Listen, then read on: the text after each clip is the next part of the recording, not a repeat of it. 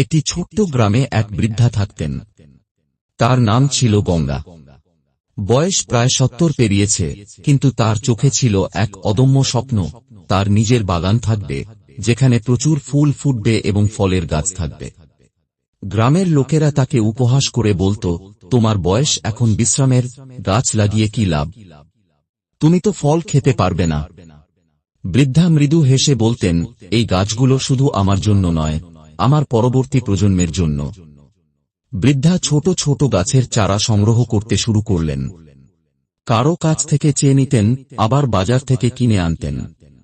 তার বাগান করার জায়গাটি খুবই রুক্ষ এবং পাথুরে ছিল।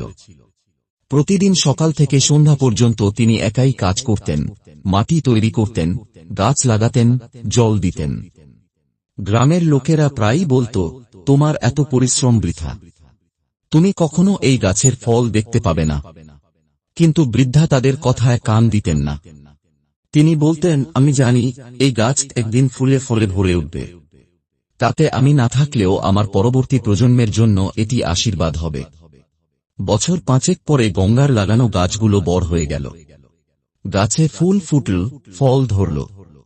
গ্রামের সবাই তার বাগানের সৌন্দর্য দেখে অবাক হয়ে গেল। এখন গ্রামের লোকেরা তার বাগানে এসে ফল ও ছায়া উপভোগ করত।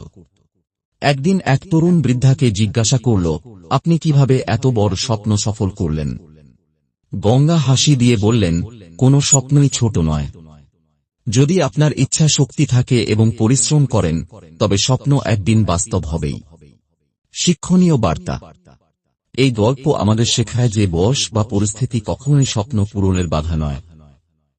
নিজের এবং সমাজের মঙ্গল করার জন্য কাজ করলে তার ফল কখনো বৃথা যায় না। যে গাছ আমরা লাগাই, তার ছায়া হয়তো আমরা না পেলেও ভবিষ্যৎ প্রজন্ম তা উপভোগ করবে। অনুপ্রেরণামূলক বার্তা। স্বপ্ন বড় করুন, ধৈর্য ধরুন এবং কাজ চালিয়ে যান। সফলতা একদিন নিশ্চিতভাবে আপনার হাতের মুঠোয় আসবে।